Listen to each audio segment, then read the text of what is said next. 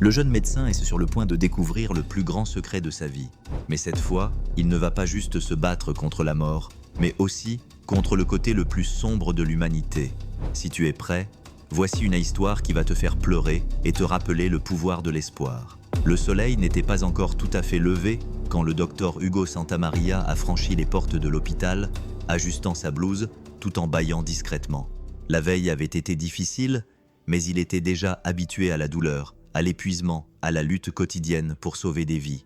Tout cela faisait partie de ce qu'il avait choisi lorsqu'il avait décidé de devenir médecin. Il eut à peine le temps de prendre une profonde inspiration qu'il entendit les pas précipités d'une infirmière. « Docteur, urgence en pédiatrie », dit-elle, essoufflée.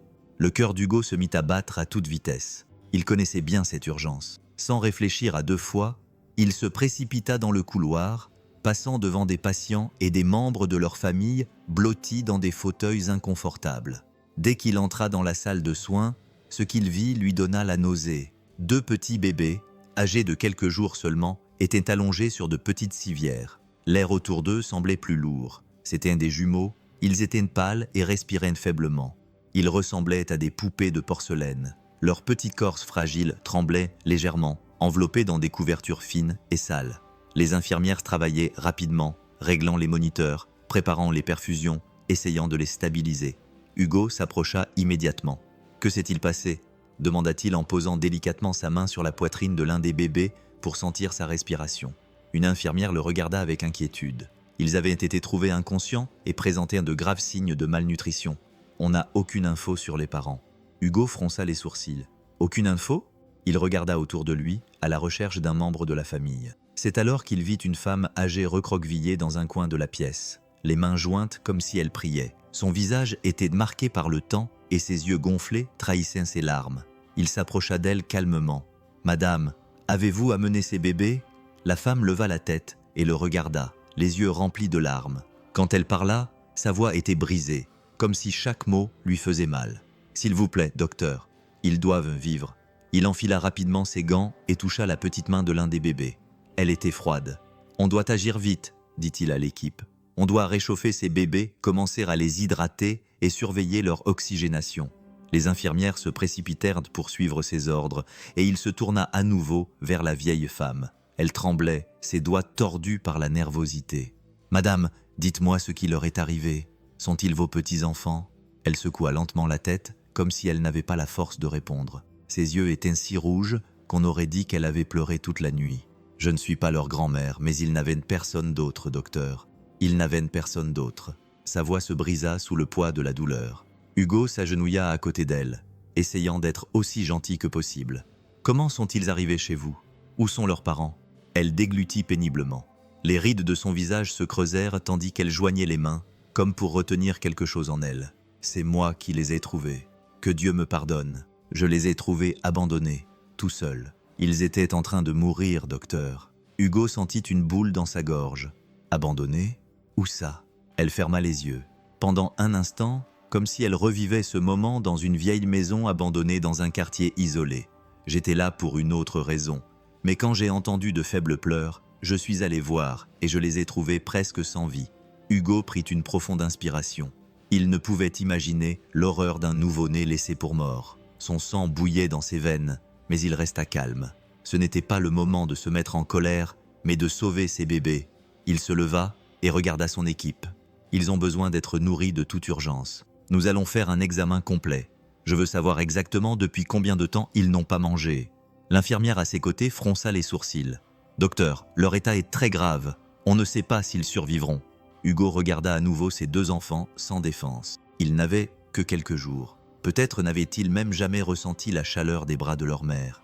Ils n'avaient même pas eu la chance de vivre, et déjà ils étaient confrontés aux difficultés d'un monde cruel. Il s'approcha de la civière et murmura d'une voix pleine de promesses. « Vous allez tenir bon. Je vais prendre soin de vous. Je vous le promets. » Les mains tremblantes de Doña Estela serrèrent fermement celles d'Hugo. Ses doigts étaient froids, presque aussi froids que ceux des bébés qui luttaient pour survivre sur la civière. Son regard était celui de quelqu'un qui avait vu beaucoup de souffrances dans sa vie, mais rien de comparable à cela. « S'il vous plaît, docteur, dites-moi qu'ils vont s'en sortir. » dit-elle d'une voix brisée à la fin de la phrase, Puis elle ferma les yeux, retenant les larmes qui ne pouvaient plus être contenues. Hugo sentit une boule dans sa gorge. Il regarda une fois de plus les petits, si fragiles, si impuissants. Il prit une profonde inspiration et lui tint doucement la main. « Je ferai tout ce que je peux, mais j'ai besoin de savoir qui sont leurs parents. Où se trouve la maison où vous les avez trouvés ?» La question sembla tomber comme une pierre sur Doña Estela. Ses épaules s'affaissèrent et elle baissa la tête. Un sanglot lui échappa avant qu'elle ne puisse le retenir. Hugo attendit, lui laissant un moment, mais son silence commença à mettre Doña Estela mal à l'aise. Elle réessaya, cette fois, avec plus de force, et elle baissa la tête. Un sanglot lui échappa avant qu'elle ne puisse le retenir. Hugo attendit, lui laissant un moment, mais son silence commença à le mettre mal à l'aise. Doña Estela réessaya, cette fois plus doucement. « Ces bébés ne sont pas apparus ici comme par magie. Vous êtes responsable de tout ce qui leur est arrivé. Pour autant que nous le sachions, si quelqu'un les a abandonnés, on a besoin de savoir qui c'était. Oui, s'il y a une mère, elle a peut-être besoin d'aide. S'il y a un père. » Doña Estela ferma les yeux, et une grosse larme coula sur son visage buriné. Elle ne répondit pas, elle se contenta de pleurer en silence, comme si elle portait un fardeau trop lourd pour le partager avec qui que ce soit. Hugo sentit un frisson le parcourir. Quelque chose n'allait vraiment pas. Pendant ce temps, Hugo regardait les infirmières travailler rapidement pour connecter les petits à l'équipement qui pourrait les aider à lutter pour leur vie. Les machines émettaient des bips à différents rythmes. Les tubes fins acheminaient le sérum vers leurs veines fragiles. Mais quelque chose commençait à le déranger. Quelque chose qu'il ne pouvait ignorer. Il s'approcha à nouveau des bébés et les regarda de plus près, touchant doucement leurs bras, puis leurs petites jambes. Ce qu'il vit lui retourna l'estomac. Le corps des petits était couvert de marques sombres, d'échymoses éparpillées sur leur peau fine. Certaines petites blessures ressemblaient à des égratignures récentes. Leurs poignets étaient rouges, comme si quelqu'un les avait serrés trop fort. Le cœur d'Hugo se mit à battre plus vite. Ce n'était pas normal, pas chez des bébés aussi petits. Il souleva un peu plus la couverture qui les recouvrait et sentit une boule dans sa gorge. Leurs côtes étaient visibles, leur ventre creux. Ils étaient tellement mal nourris qu'on aurait dit qu'ils n'avaient pas mangé depuis des jours. Il regarda l'une des infirmières qu'il avait aussi remarquée. « Docteur », dit-il d'une voix pressante. Hugo prit une profonde inspiration, essayant de contenir la colère qui commençait à monter en lui. Il n'aimait pas tirer des conclusions hâtives, mais tout indiquait que ces bébés n'avaient pas été soignés avec amour. Une fois les petits stabilisés, il quitta donc l'unité de soins intensifs néonatales et se rendit directement à l'administration de l'hôpital. Il avait besoin de consulter leur dossier. Il avait besoin de savoir où se trouvaient leurs parents. À la réception, une femme d'âge moyen nommée Rosa le regarda d'un air étrange lorsqu'il demanda à consulter les dossiers. « Que s'est-il passé, docteur ? Y a-t-il un problème avec les bébés ?» Hugo prit une profonde inspiration. Ils sont arrivés dans un état grave, sans famille et sans aucune information. J'ai besoin de savoir où sont leurs parents. Cherchez des jumeaux nés la semaine dernière. Rosa fronça les sourcils, inquiète, et commença à taper dans le système. Après quelques secondes, elle secoua la tête. C'est bizarre. Ils sont nés ici il y a quelques jours, mais ils n'ont pas été admis. Ils ont été emmenés. Peu après la naissance, le cœur d'Hugo fit un bond. Qui les avait emmenés ? Rosa tourna l'écran vers lui. Le nom qui apparut le fit frissonner. Dr Ricardo Gutiérrez, l'un des médecins les plus respectés de l'hôpital, un chirurgien renommé, un pro que tout le monde admirait. Hugo sentit un frisson le parcourir. Pourquoi aurait-il emmené les bébés ? C'est leur père. Rosa acquiesça, mais son expression devint encore plus étrange lorsqu'elle vit le reste du dossier. La mère est une jeune femme, Juliana Herrera, âgée de 21 ans. Hugo fronça les sourcils. Il ne connaissait aucune Juliana. Et où est-elle ? Rosa resta silencieuse pendant un moment, puis répondit avec hésitation. Il n'y a aucune information la concernant après la naissance. Hugo sentit une boule dans sa gorge. Comment ça ? Aucune information. Rosa haussa les épaules nerveusement. Le système indique seulement qu'elle a accouché et que peu après, les bébés ont été confiés au docteur Ricardo. Mais il n'y a aucune trace de sa sortie, aucun examen post-partum. Hugo s'appuya contre le comptoir, sentant un frisson lui parcourir l'échine. Juliana avait disparu de l'hôpital sans laisser de traces, et maintenant, quelques jours plus tard, ses enfants étaient à l'article de la mort. Ce n'était pas une coïncidence. Quelque chose de terrible s'était produit. Hugo quitta l'hôpital, l'esprit en ébullition. Quelque chose n'allait vraiment pas, et il ne pouvait pas l'ignorer. Il sortit son téléphone portable et chercha le numéro du docteur Ricardo Gutiérrez dans son répertoire. Son doigt hésita un instant avant d'appuyer sur le bouton d'appel. Le téléphone sonna une fois, 2 fois, 3 fois, puis passa sur la messagerie vocale. Il réessaya. Rien. Hugo sentit sa poitrine se serrer. Un médecin respecté comme Ricardo ne pouvait pas disparaître comme ça, encore moins avec ses enfants nouveau-nés à l'article de la mort. Il avait besoin de lui parler. Il avait besoin de réponses. Sans perdre de temps, il attrapa ses clés de voiture et quitta l'hôpital. Mexico était toujours en effervescence. Mais à ce moment-là, tout semblait étouffant à Hugo, comme si le monde était devenu trop petit pour le poids qu'il portait. Quand il est arrivé à l'adresse de Ricardo, il s'est garé devant la maison et a regardé par la fenêtre. Le portail était fermé. Il n'y avait aucune lumière allumée. Il est sorti et a sonné à la porte. Il a attendu. Rien. Il a sonné à nouveau, plus fort cette fois-ci. Ricardo a appelé en frappant au portail. « J'ai besoin de te parler ». Le silence était la seule réponse. Hugo a senti un frisson lui parcourir l'échine. Son instinct lui disait que quelque chose n'allait vraiment pas. Pourquoi un médecin expérimenté emmènerait-il ses enfants hors de l'hôpital sans les soins nécessaires ? Parce que Juliana avait disparu sans laisser de traces. Et même si Ricardo était un père inquiet, où était-il maintenant ? Hugo retourna à l'hôpital, l'esprit agité. Le silence chez Ricardo, le téléphone éteint, les bébés dans un état critique. Tout cela formait un puzzle terrifiant. Il avait besoin de réponses. Dès qu'il entra dans l'unité de soins intensifs, il trouva Doña Estela assise dans un coin, les yeux encore rougis par les larmes. Elle regardait les bébés à travers la vitre, les mains jointes sur ses genoux, comme si elle priait en silence. Hugo s'approcha d'elle, essayant de garder une voix calme mais pas brusque. « Doña Estela, j'ai besoin que vous me disiez la vérité. Cette histoire est très mal racontée. Tu es la mère de ces enfants. Tu sais où elle est, n'est-ce pas ?»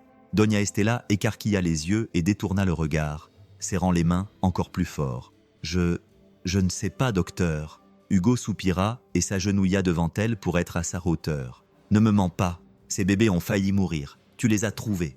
Tu as essayé de les sauver. Je sais que tu veux ce qu'il y a de mieux pour eux, alors aide-moi s'il te plaît. Où est Juliana ?»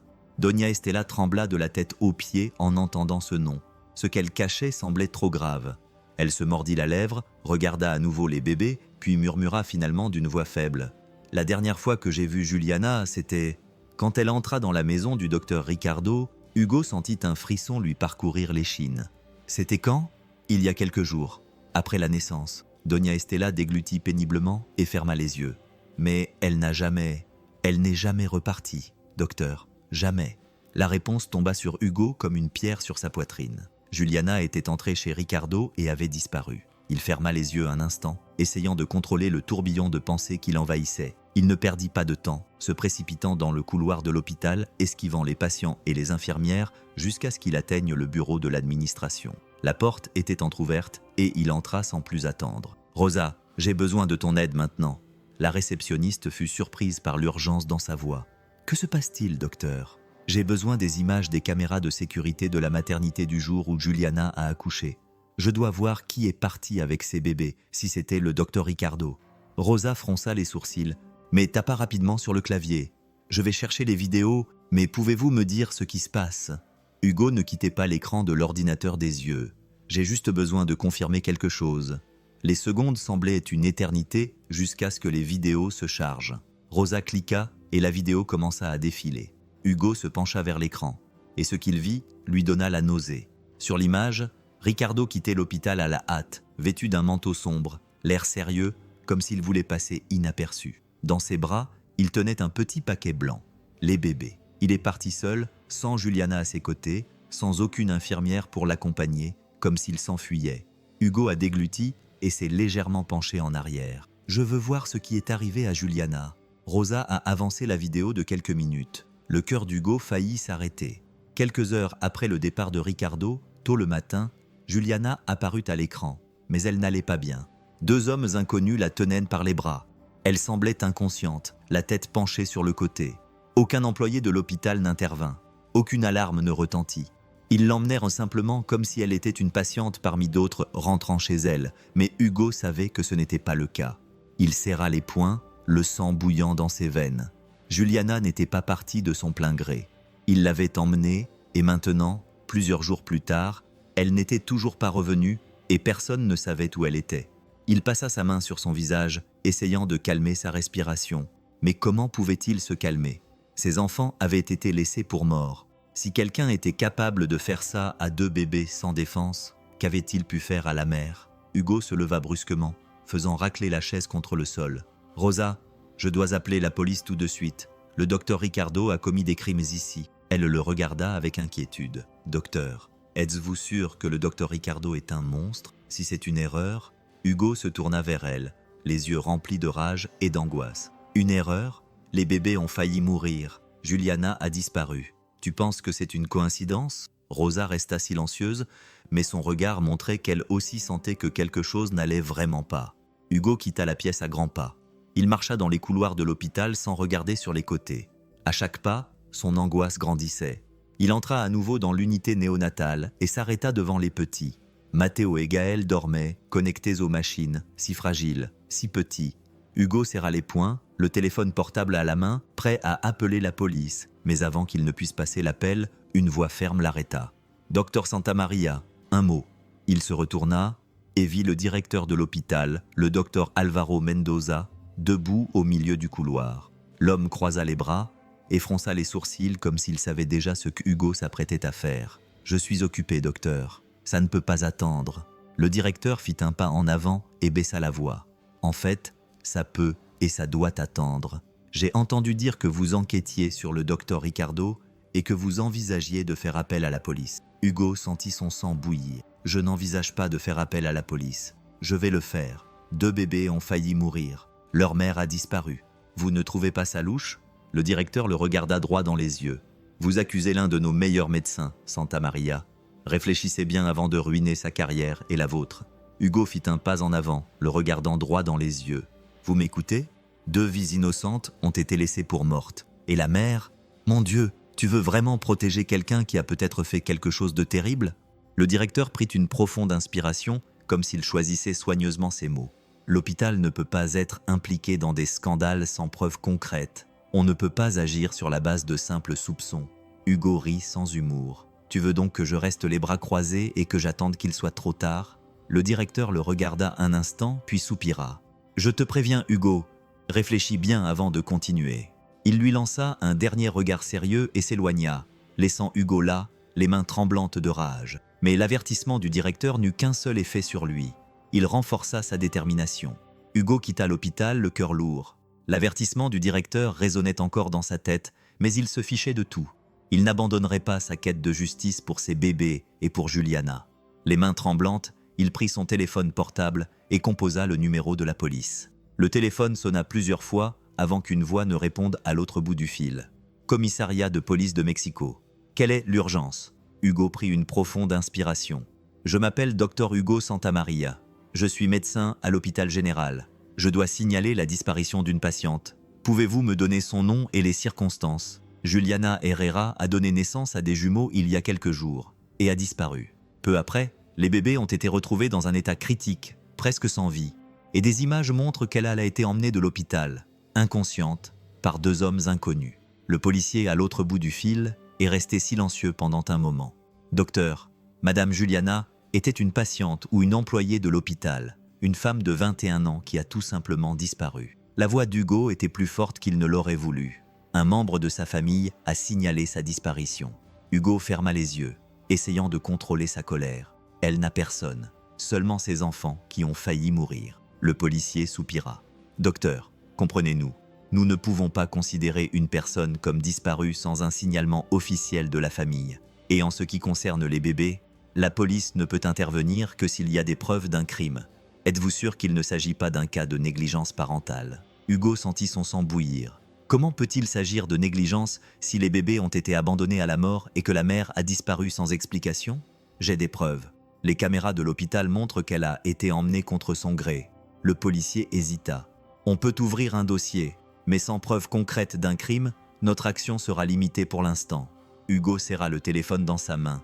Ça veut dire que vous n'allez rien faire. Ça veut dire que pour l'instant, on ne peut que déposer plainte jusqu'à ce qu'on ait accès aux vidéos des caméras et à plus de détails. Hugo ferma les yeux, envahi par la frustration. Comment était-il possible que personne ne prenne au sérieux ce qui se passait ? Comment pouvait-il ignorer la vie de Juliana et de ses bébés ? Mais il n'allait pas en rester là. Si la police ne voulait pas agir, il trouverait les réponses lui-même. Hugo retourna à l'hôpital avec le poids du monde sur les épaules. La police ne ferait rien pour l'instant, mais il avait encore 2 petits qui se battaient pour leur vie là-bas. Dès qu'il entra dans l'unité néonatale, son regard se porta directement sur les couveuses. Matteo et Gaël étaient là, entourés de fils, toujours fragiles, mais quelque chose de différent attira son attention. Le moniteur qui bipait de façon irrégulière affichait maintenant un rythme cardiaque plus stable. Leur peau, auparavant pâle, semblait avoir repris un peu de couleur. Une infirmière s'approcha et sourit. « Ils réagissent, docteur. Il est encore trop tôt pour se réjouir, mais ils reprennent des forces. » Hugo poussa un long soupir. Pour la première fois, il ressentit un peu de soulagement. Il s'approcha de Matteo et lui toucha la petite main. Ses petits doigts bougèrent légèrement, et cela suffit à lui donner la gorge serrée.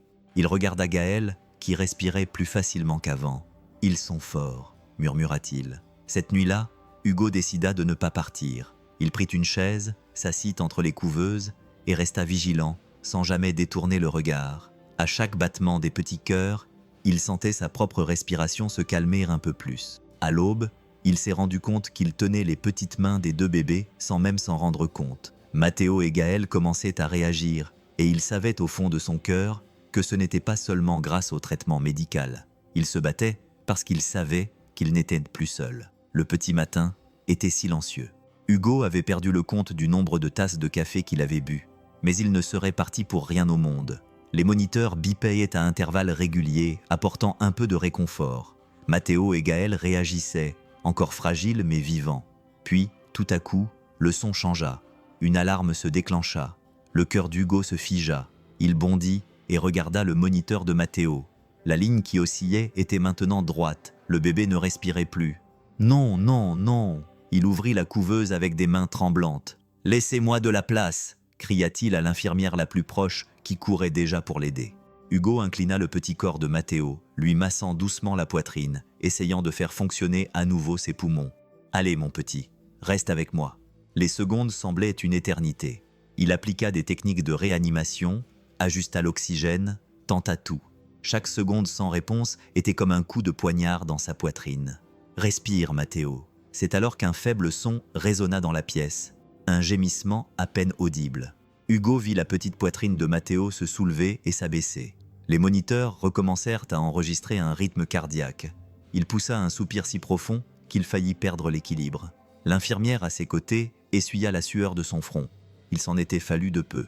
Hugo regarda le bébé, qui respirait maintenant avec difficulté, mais respirait néanmoins. Quelque chose en lui bougea d'une manière étrange. Matteo allait mieux. Comment avait-il pu soudainement arrêter de respirer? La question ne cessait de lui trotter dans la tête. Le matin même, il réunit l'équipe de l'unité de soins intensifs néonatale et alla droit au but. À partir de maintenant, l'accès aux jumeaux est restreint. Seuls les médecins et les infirmières autorisés peuvent s'approcher d'eux. Je veux que les caméras tournent en permanence et que tout mouvement étrange soit immédiatement signalé. L'infirmière en chef, une femme expérimentée nommée Lourdes, croisa les bras et le regarda avec curiosité. « Que se passe-t-il, docteur ?» Hugo prit une profonde inspiration. « Je ne sais pas encore, mais j'ai un mauvais pressentiment et je ne veux prendre aucun risque. » Lourdes échangea un regard inquiet avec les autres infirmières, mais acquiesça. « Nous garderons les yeux ouverts. » Cette journée passa plus lentement que d'habitude. Hugo ne quittait presque pas les bébés. Il a revu les tests et les a surveillés depuis un petit canapé dans l'unité de soins intensifs, laissant la porte entr'ouverte. La fatigue a fini par le gagner et il s'est endormi, mais quelque chose l'a réveillé au milieu de la nuit. Un bruit subtil, un son qui n'aurait pas dû être là. Il a lentement ouvert les yeux, le cœur battant à tout rompre. À travers la fente de la porte, il a vu une ombre bouger près de l'entrée de l'unité néonatale. Quelqu'un essayait d'entrer. Hugo bondit, le cœur battant à tout rompre. Il se précipita vers la porte et l'ouvrit en grand. Mais tout ce qu'il vit, ce fut une silhouette s'enfuyant dans le couloir sombre. Le cœur d'Hugo battait à tout rompre dans sa poitrine. La silhouette courait vite. Sans réfléchir, il se mit à la poursuivre. « Hé, arrêtez-vous immédiatement !» cria-t-il. Les pas de l'intrus résonnaient sur le sol froid. Il était agile, se déplaçant rapidement comme quelqu'un qui savait déjà exactement où s'enfuir. Hugo avait du mal à le suivre, esquivant les chariots d'équipement et les quelques employés qui étaient encore en service. Mais avant qu'il ne puisse le rattraper, l'homme a tourné au coin et a disparu dans l'obscurité. Hugo s'est arrêté, haletant, sentant le sang battre dans ses tempes. Il a regardé autour de lui. L'hôpital était silencieux. Le seul bruit était sa propre respiration rapide. Puis quelque chose sur le sol a attiré son attention. Près de la porte de l'unité de soins intensifs néonatale, une petite seringue brillait dans la faible lumière du couloir. Il se baissa lentement et ramassa l'objet avec précaution. La seringue contenait encore des traces d'un liquide clair. Hugo fronça les sourcils. Ce n'était pas un simple médicament. Il se dirigea rapidement vers le poste des infirmières et trouva Lourdes, l'infirmière en chef, qui examinait des dossiers. « Lourdes, j'ai besoin que tu analyses ça tout de suite », dit-il en lui tendant la seringue. Elle prit l'objet avec surprise. « Où as-tu trouvé ça ?» Quelqu'un a essayé d'entrer dans l'unité de soins intensifs. En s'enfuyant, ils ont laissé ça par terre. Lourdes emporta la seringue sur une table et utilisa un petit appareil pour analyser son contenu. Après quelques secondes, son visage pâlit. « C'est un sédatif, Hugo, et pas n'importe lequel. S'il avait été injecté à un nouveau-né… » Elle ne termina pas sa phrase. Ce n'était pas nécessaire. Hugo le savait déjà. Matteo et Gaël n'auraient pas survécu. Il serra les poings, sentant la rage envahir son corps. Quelqu'un voulait la mort de ses bébés, et il ne le permettrait pas. La seringue avec le sédatif était toujours dans ses mains quand il entendit des pas résonner dans le couloir. Il leva la tête, et pendant un instant, tout autour de lui sembla ralentir. Ricardo Gutiérrez venait d'entrer dans l'hôpital. L'homme qu'il cherchait depuis des jours était enfin là, marchant vers la salle des médecins comme si de rien n'était. Mais il n'était plus le même Ricardo qu'avant. De profondes cernes sous ses yeux faisaient paraître son visage plus vieux. Sa blouse était froissée, comme s'il l'avait enfilée à la hâte, et ses yeux… Hugo avait vu beaucoup de regards vides dans sa vie, mais celui-ci était différent, froid et sans vie. Hugo serra les poings et marcha vers lui sans hésiter. Ricardo s'arrêta et le regarda avec surprise. Bon sang!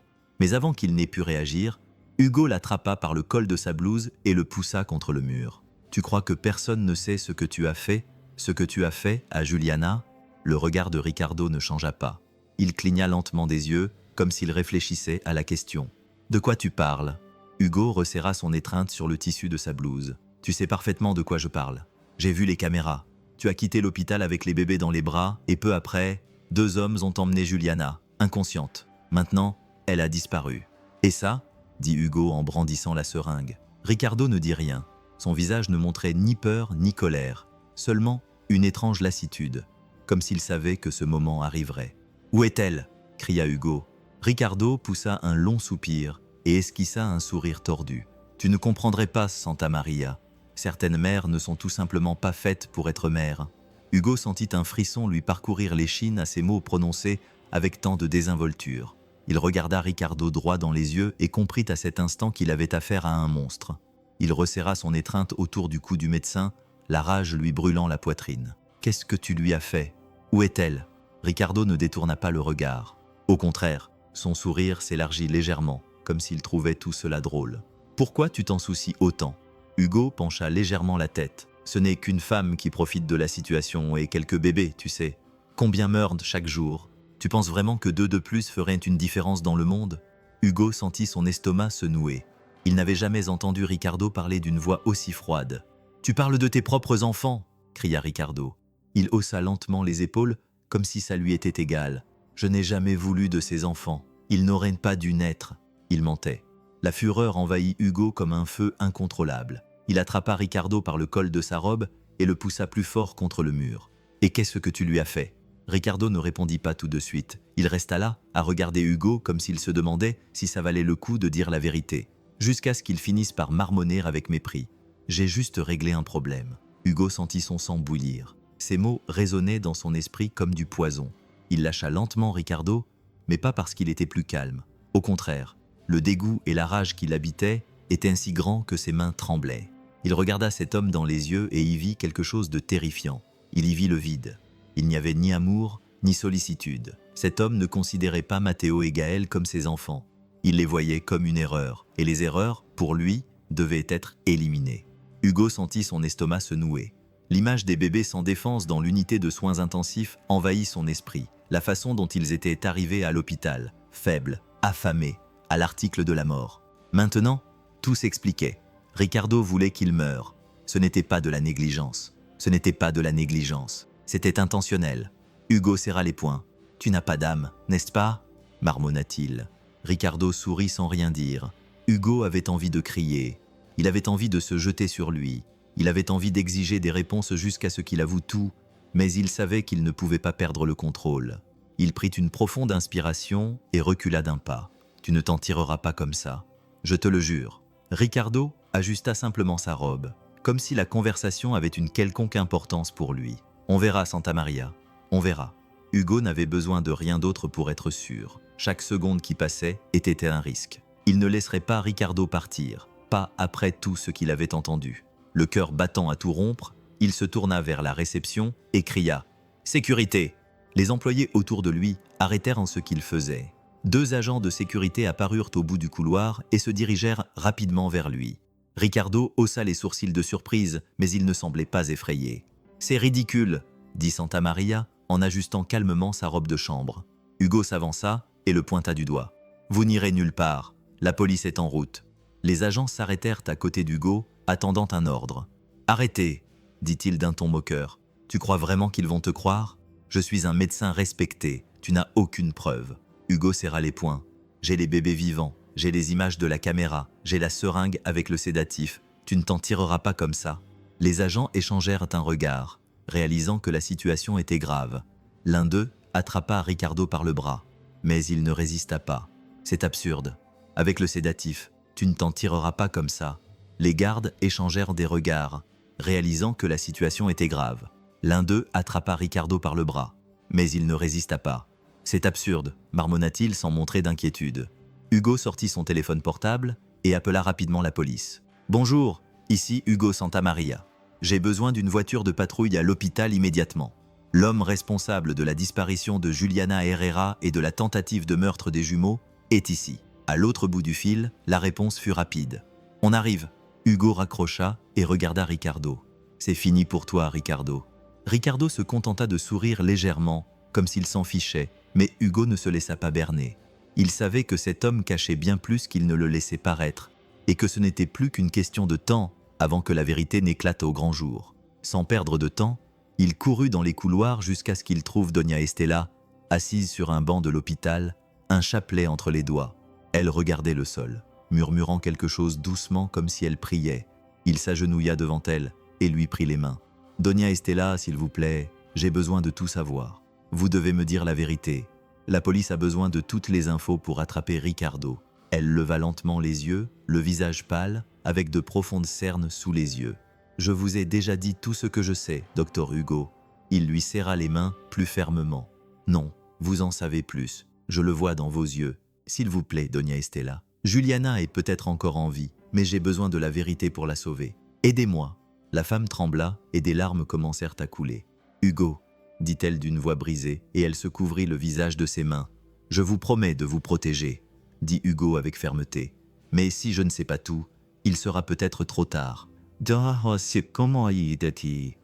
Estela prit une profonde inspiration et, d'une voix faible, se mit à parler. « Je faisais le ménage dans la maison et j'ai entendu cet homme parler au téléphone il y a quelques jours. Il était en colère. Il a dit que Juliana ne serait plus un problème, qu'il allait bientôt récupérer sa femme, que tout reviendrait à la normale. » Hugo sentit un nœud se former dans son estomac. « Il a dit ça ? Il a parlé de Juliana comme ça ?» Doña Estela acquiesça et essuya ses larmes. « Mais ce n'est pas tout, docteur. Il a aussi parlé des bébés. Il a dit qu'ils n'avaient pas besoin de vivre, qu'il n'était qu'une erreur qu'il voulait effacer. » Hugo eut l'impression de ne plus pouvoir respirer. C'était plus qu'un abandon. Ricardo voulait que Juliana disparaisse. Ricardo voulait que les bébés meurent. Hugo se leva brusquement. « Merci, Doña Estela. Vous avez fait ce qu'il fallait. » Elle lui saisit fermement le bras. « Vous allez retrouver Juliana, n'est-ce pas ?» Hugo la regarda dans les yeux et acquiesça. « Oui, je vous le promets. » Il se retourna et se mit à courir. Il avait maintenant tout ce qu'il fallait pour que la police agisse, et il n'arrêterait pas avant d'avoir retrouvé Juliana vivante. Cette fois, la police ne pouvait pas l'ignorer tant qu'elle n'avait pas toutes les preuves en main. Il avait les aveux de Doña Estela. Il avait les bébés qui se battaient pour survivre. Il avait Ricardo en détention à l'hôpital. « Écoutez attentivement, » dit-il d'une voix ferme, essayant de contenir son impatience. « J'ai ici un médecin qui a avoué qu'il voulait se débarrasser de la mère de ses enfants. Un témoin a tout entendu. Il a dit que Juliana ne serait plus un problème. » Le policier, à l'autre bout du fil, resta silencieux pendant un moment, puis répondit « Où cette femme a-t-elle été vue pour la dernière fois en entrant chez elle ?» Hugo ferma les yeux une seconde, sentant l'angoisse monter. Après ça, elle a disparu. Si elle est encore en vie, elle pourrait être là-bas. Quelques secondes de silence s'écoulèrent. On va envoyer une voiture de patrouille.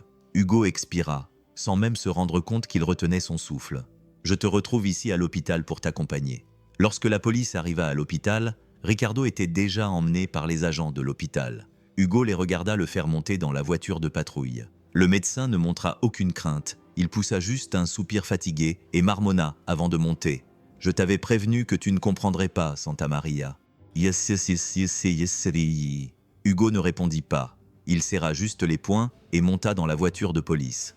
La maison de Ricardo était plongée dans l'obscurité quand ils arrivèrent. Les policiers sortirent leurs armes et forcèrent la porte. Une odeur de moisie et de poussière emplissait l'air. La maison semblait vide, mais Hugo sentait qu'elle était là.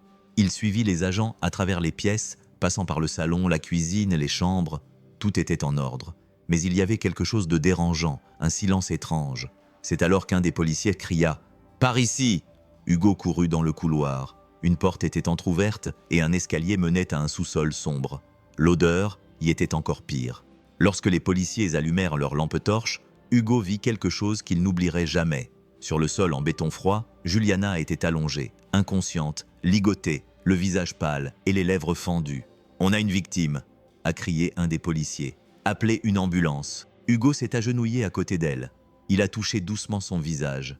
Elle n'a pas réagi. Sa respiration était faible, mais elle était en vie. « Tiens bon, tu vas t'en sortir. » Quelques minutes plus tard, les sirènes de l'ambulance retentirent à l'extérieur. Les ambulanciers se précipitèrent, portant une civière. Hugo lui prit fermement la main et courut à côté des ambulanciers tandis qu'il soulevait Juliana pour la mettre sur la civière et branchèrent le matériel d'urgence. Son cœur battait encore, mais très faiblement. « Elle avait un pouls, mais il était instable !» cria l'un des ambulanciers. « Dépêchons-nous !»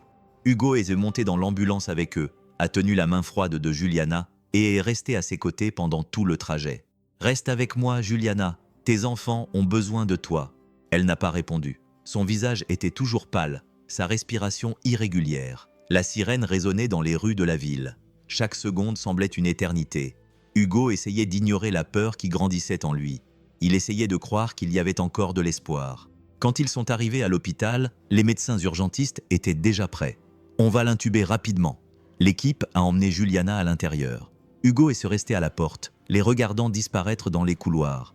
Il ne pouvait pas intervenir à cause de son lien avec l'affaire. Il voulait aider, il voulait faire quelque chose, mais pour la première fois, il se sentait impuissant.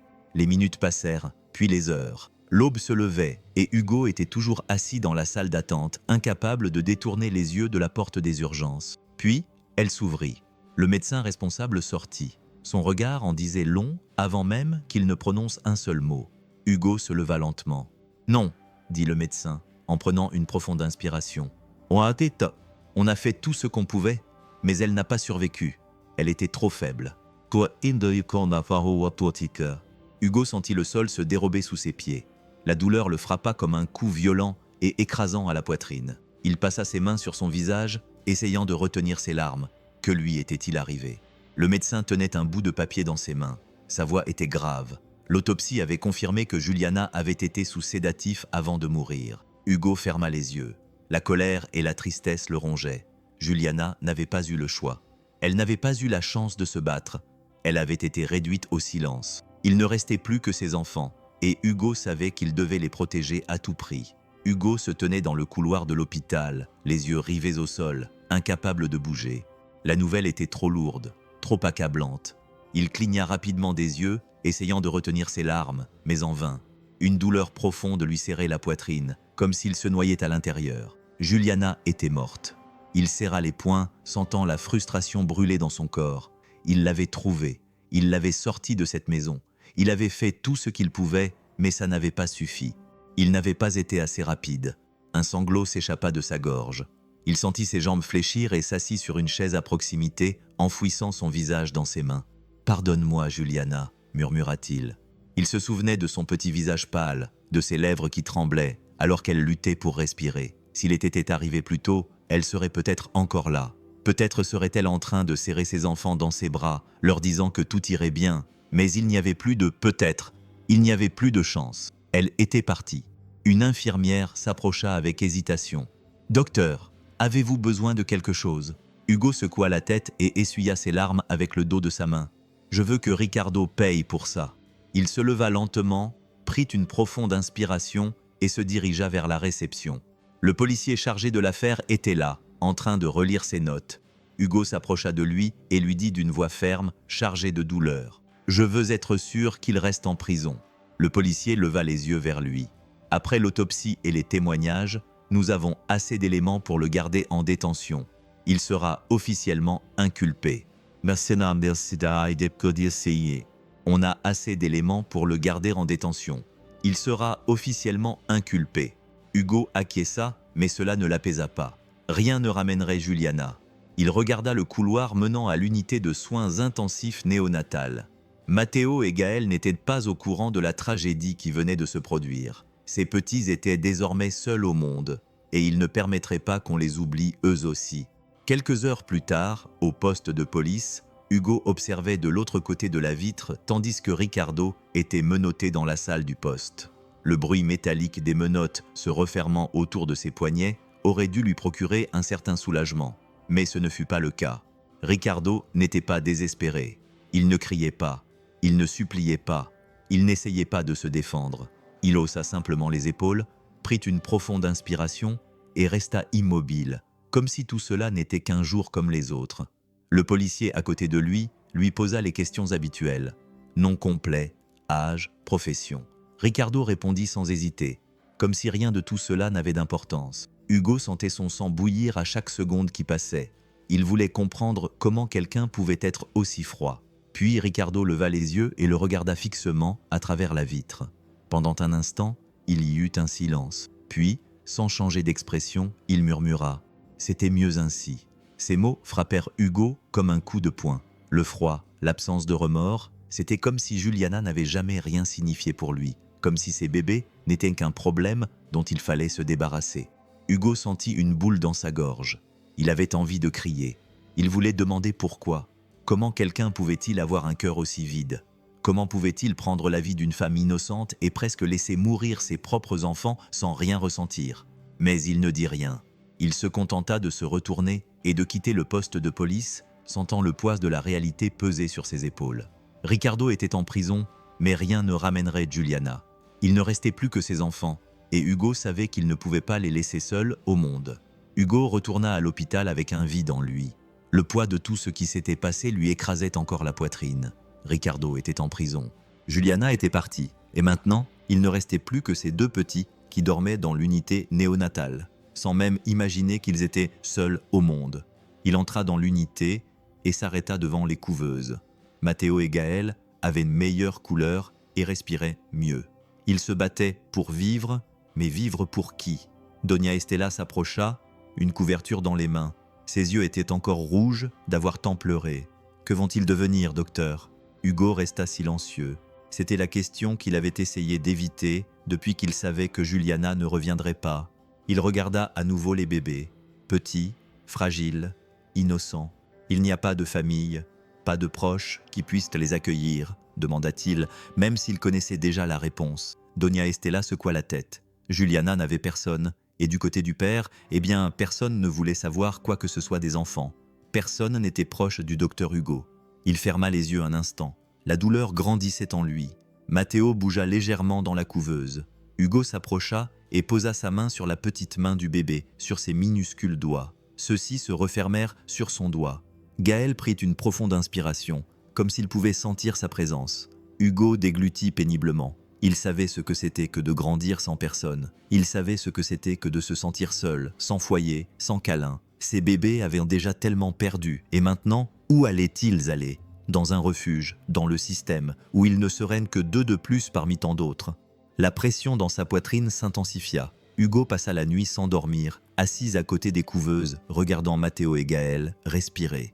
Chaque mouvement qu'il faisait, chaque petite amélioration lui serrait le cœur. Il savait qu'il devait prendre une décision, mais la peur le paralysait. Être médecin était sa vie, mais être père était quelque chose auquel il n'avait jamais pensé. Il ne s'était jamais imaginé responsable d'une vie autre que celle qu'il sauvait à l'hôpital. Et maintenant, il y avait là deux bébés qui n'avaient plus personne. Doña Estela venait de temps en temps lui apporter à manger, même si elle savait qu'il mangeait à peine. « Vous devez vous reposer, docteur », lui disait-elle avec un regard inquiet, mais il ne bougeait pas de là. À l'hôpital, on commençait déjà à se demander ce qu'on allait faire des enfants. Les services sociaux étaient impliqués dans le processus. C'était bureaucratique, froid, impersonnel. Si personne de la famille ne se présente pour les prendre, ils seront proposés à l'adoption, expliqua l'un des assistants. Hugo acquiesça, mais ces mots continuaient de tourner en boucle dans son esprit. Envoyer où? Chez qui? Il méritait de mieux que ça. Il méritait de l'amour. Il méritait de quelqu'un qui serait avec eux, pas par obligation, mais parce qu'il les aimait. Au cours de la 4e nuit blanche, Hugo se retrouva à les tenir tous les deux en même temps, Matteo blotti dans un bras et Gaël dans l'autre. Ils dormaient paisiblement, si petits, si vulnérables. Il regarda leur visage et sentit une boule dans sa gorge. Peu importait la peur, le doute ou quoi que ce soit d'autre. Il avait déjà pris sa décision. Le lendemain matin, il est entré dans le bureau de l'assistante sociale. Elle a levé les yeux de son ordinateur et lui a souri légèrement. « Comment puis-je vous aider, docteur Hugo ?»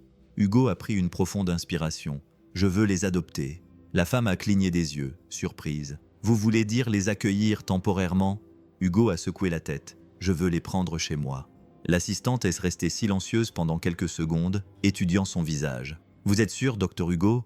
S'occuper de 2 bébés n'est pas facile. » Hugo regarda par la fenêtre, le cœur serré. Ils avaient déjà tout perdu. Je ne les laisserai pas perdre davantage. L'assistante sourit gentiment et sortit des papiers. Commençons la procédure.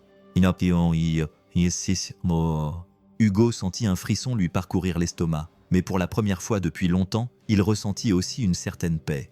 Matteo et Gaël ne seraient pas seuls. Ils auraient un foyer. Ils auraient un père. Le temps passa, et Hugo regarda Matteo et Gaël grandir sous ses yeux. Les premiers mois furent difficiles.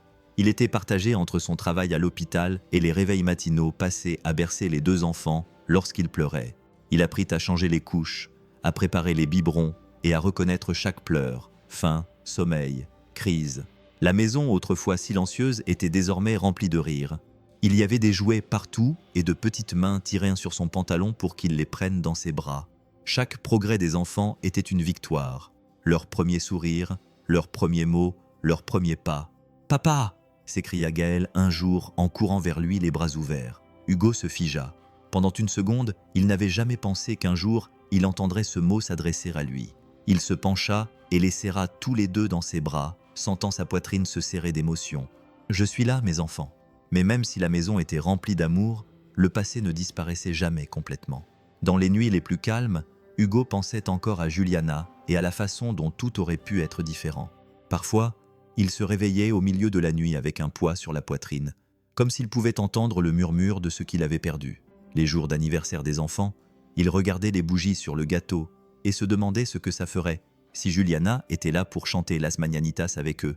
Il faisait tout ce qu'il pouvait pour que Matteo et Gaël aient une enfance heureuse, mais au fond de lui, il savait qu'un jour, il devrait leur dire la vérité. Il grandirait et poserait des questions, et Hugo savait qu'il ne pourrait pas le cacher éternellement. Le soleil brillait dans le ciel bleu, et une légère brise ébouriffait les cheveux de Matteo et Gaël alors qu'ils couraient sur la pelouse du cimetière, riant sans souci, tenant de petits ballons colorés dans leurs mains. Pour eux, c'était juste un autre jour spécial. Pour Hugo, c'était bien plus que ça. 3 ans depuis cette terrible nuit, 3 ans depuis que Juliana était partie sans avoir eu la chance de voir ses enfants grandir. Hugo marchait lentement, tenant un petit bouquet de fleurs blanches. Lorsqu'il arriva devant la tombe, il s'agenouilla et passa sa main sur le nom gravé sur la pierre froide. Juliana Herrera, 21 ans, mère bien-aimée. Il prit une profonde inspiration. « Bonjour Juliana ». Pendant un instant, il sentit sa gorge se serrer. Les souvenirs lui revinrent comme un film dans son esprit. Ils sont grands et pleins d'énergie. Tu les aimerais. Il regarda derrière lui et vit Matteo et Gaël jouer, inconscient de l'importance de ce moment. Ils vont bien, Juliana, et je prendrai soin d'eux. Il ferma les yeux un instant et sentit le vent caresser son visage, comme s'il s'agissait d'une réponse silencieuse. Il se pencha vers la pierre tombale et murmura, le cœur lourd. « Je te promets qu'ils seront heureux. Je te le promets, Matteo. » Gaël courut vers lui en riant, ne comprenant pas pourquoi les yeux de leur père étaient remplis de larmes. « Papa, regarde notre ballon !» dit Hugo en souriant, essuyant rapidement ses yeux. « On l'a lâché dans le ciel. » Les enfants acquiescèrent avec enthousiasme. Tous les trois se tenaient là, côte à côte, regardant les ballons s'élever lentement jusqu'à disparaître dans le ciel. À ce moment-là, Hugo ressentit quelque chose de différent en lui. Ce n'était pas seulement de la tristesse, c'était de l'amour. C'était la certitude que Juliana continuerait à vivre à travers ses deux petits. Les années passèrent, mais la douleur ne disparut jamais complètement. Hugo a vécu des moments heureux avec Matteo et Gaël. Il a assisté à leur premier jour d'école, vu leurs premiers dessins griffonnés sur le mur du salon, entendu les rires qui remplissaient la maison. Il a appris à préparer les boîtes à lunch, à raconter des histoires avant de se coucher, à calmer les fièvres au milieu de la nuit. Mais pendant les nuits calmes, quand la maison était paisible et que les enfants dormaient paisiblement, il sentait le poids du passé lui serrer la poitrine. La culpabilité ne le quittait jamais. Il se demandait toujours « Et si j'étais arrivé plus tôt, si j'avais soupçonné plus tôt, si j'avais réussi à la sauver ?» Il fermait les yeux et voyait le visage pâle de Juliana, son corps fragile sur ce brancard d'hôpital. Il ressentait le froid du sous-sol où il l'avait trouvée, le désespoir d'essayer de la ramener à la vie. Mais le temps ne revient pas, le passé ne peut être changé. Hugo avait fait tout ce qu'il pouvait. Il avait sauvé ses enfants et leur avait offert une vie pleine d'amour, mais au fond de son cœur, il portait le poids d'une promesse non tenue. Il aurait voulu la sauver elle aussi. Hugo savait qu'il ne pouvait pas changer le passé, mais il pouvait faire quelque chose pour l'avenir. La douleur d'avoir perdu Juliana ne l'avait jamais quitté, mais il avait décidé de transformer cette douleur en quelque chose qui ferait vraiment la différence dans les années à venir. En plus de continuer son boulot de médecin, il a commencé à s'impliquer dans des projets pour soutenir les mères en danger. Il a rendu visite à des communautés dans le besoin, aidé des femmes enceintes qui n'avaient aucun soutien et offert des soins gratuits à des femmes qui, comme Juliana, étaient vulnérables et n'avaient personne pour les protéger. Il a créé un programme au sein de l'hôpital pour s'assurer qu'aucune mère ne soit ignorée, qu'aucune femme ne disparaisse sans que quelqu'un ne remarque son absence. Chaque vie qu'il sauvait était un petit pansement sur la blessure qu'il portait dans sa poitrine. Un soir, alors qu'il rangeait des documents, une jeune femme est entrée dans le bureau, tenant son ventre déjà bien rond. Elle semblait nerveuse, les yeux pleins de peur. « Docteur, je ne sais pas quoi faire. » Hugo l'a regardée et a vu le reflet de ce qu'aurait pu être Juliana. Une jeune femme, seule, effrayée, ne sachant pas où aller. Il lui prit doucement la main et lui dit avec fermeté « Tu n'es pas seule, je vais t'aider. » La jeune femme pleura de soulagement et Hugo ressentit quelque chose de différent en lui pour la première fois depuis des années. Il sentit qu'il tenait une promesse. S'il ne pouvait pas sauver Juliana, il sauverait autant de femmes que possible, car aucune d'entre elles ne méritait le sort qu'elle avait connu. Les années passèrent rapidement. Matteo et Gaël n'étaient plus les bébés fragiles que Hugo avait tenus dans ses bras pour la première fois. Ils étaient maintenant deux jeunes hommes forts, pleins de vie, au sourire facile et au cœur généreux. Mais il y avait une vérité qu'il ne connaissait pas encore. Hugo avait toujours su que ce jour viendrait.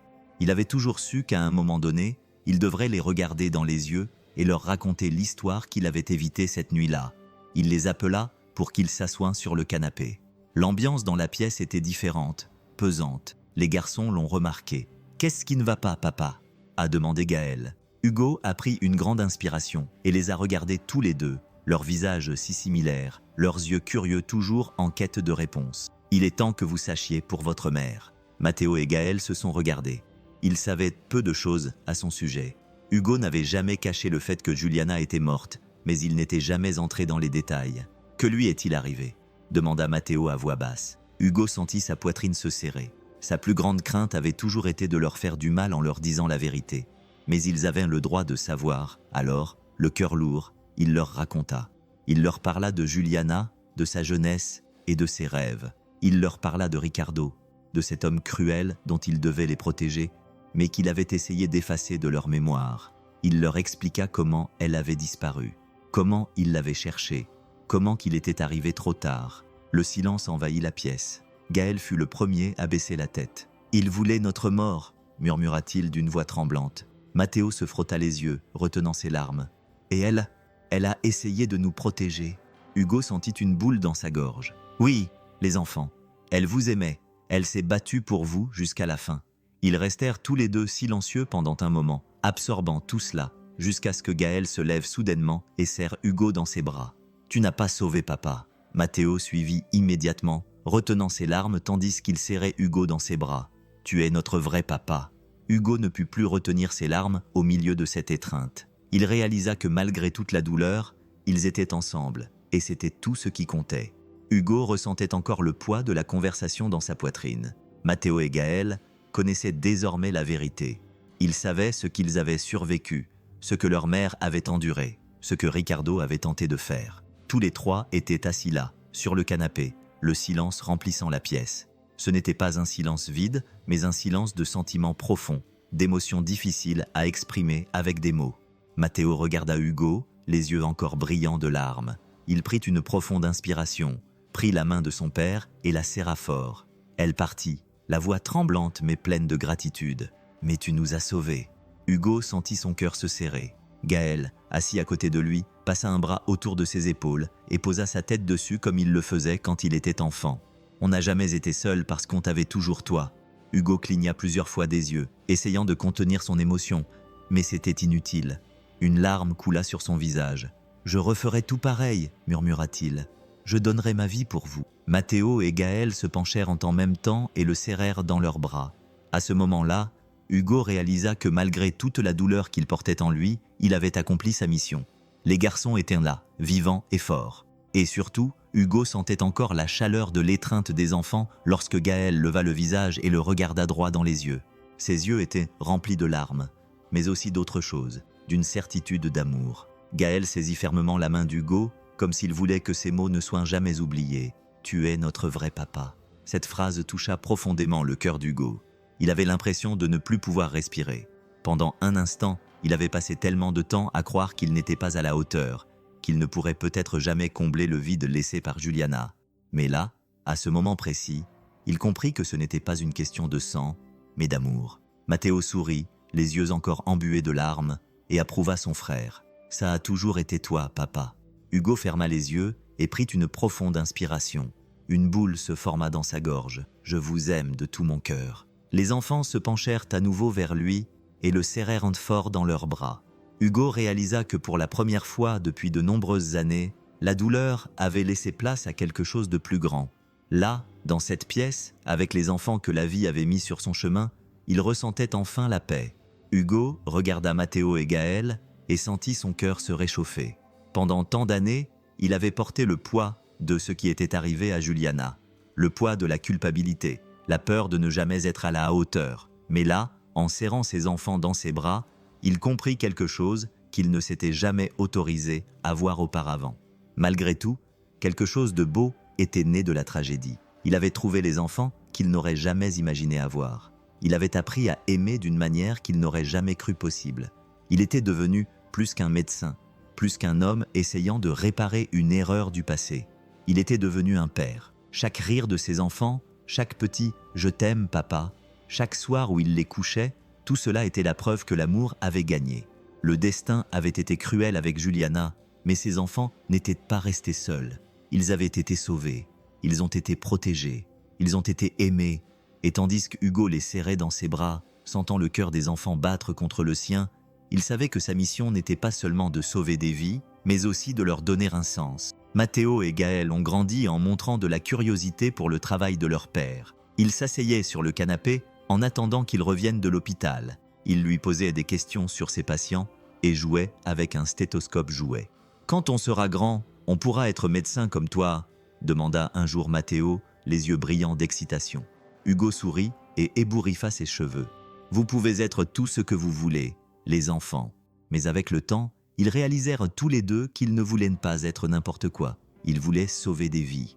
Quand ils ont fini l'école, il n'y avait aucun doute. Matteo et Gaël sont entrés à la fac de médecine. Hugo était tellement fier qu'il ne pouvait pas le décrire. Pendant leurs années d'études, il a vu leurs efforts, les réveils matinaux sans sommeil, leurs mains tremblantes lors de leur premier stage à l'hôpital, et chaque fois qu'ils avaient peur, il était là. « Papa, et si je ne suis pas assez bon ?»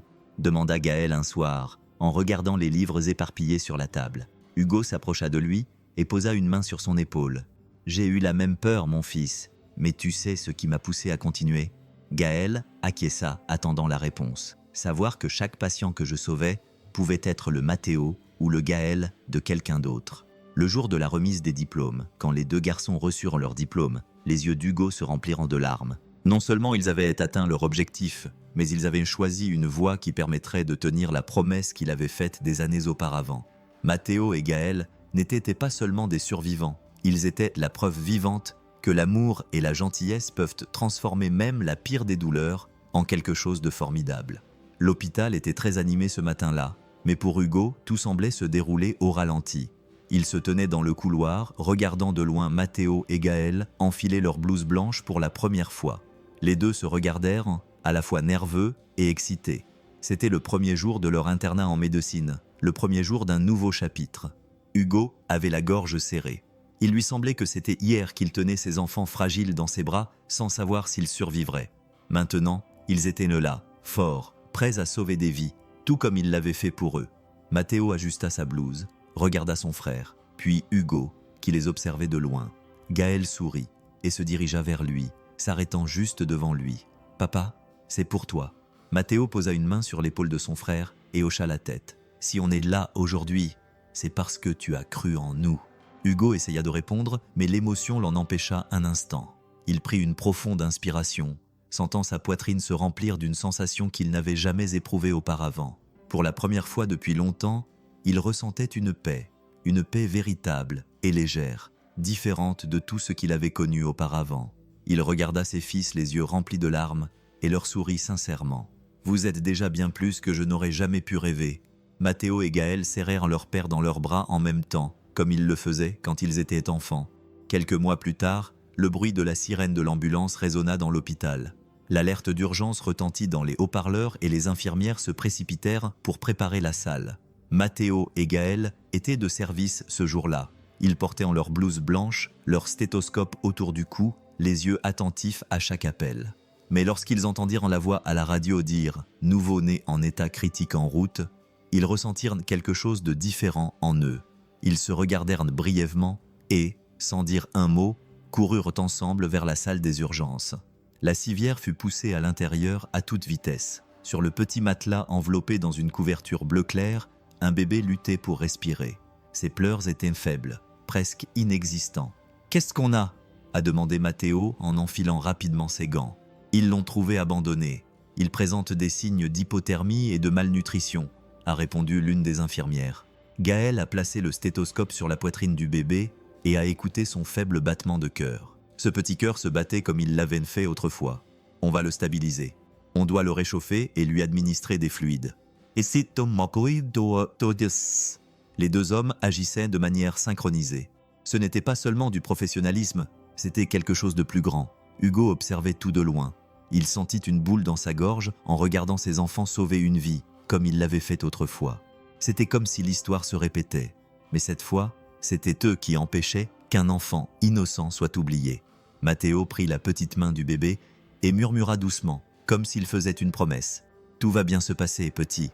On est là. » Hugo se tenait à la porte des urgences et regardait Matteo et Gaël travailler avec précision, avec soin, avec le même amour qu'ils mettaient dans chaque vie qu'il essayait de sauver. Matteo a réglé l'appareil. Gaël surveillait les signes vitaux. Le bébé respirait mieux, réagissant au toucher de ses mains attentionnées qui le protégeaient désormais. Hugo a senti ses yeux se remplir de larmes. Il a levé les yeux comme si, quelque part au-delà de ce qu'il pouvait voir, Juliana était là, en train de regarder. Une légère brise a soufflé dans le couloir et Hugo a fermé les yeux. Pendant un instant, sentant cette douce chaleur dans sa poitrine, où qu'elle soit, il a su que Juliana pouvait enfin reposer en paix. Et qu'aurais-tu fait à sa place ? Aurais-tu pu être à la place d'Hugo et changer le destin de deux bébés ? Partage ton avis dans les commentaires. Et n'oublie pas de t'abonner et d'activer les notifications pour rester au courant des nouvelles histoires. Les vidéos à l'écran sont parfaites pour toi, alors n'hésite pas à les regarder.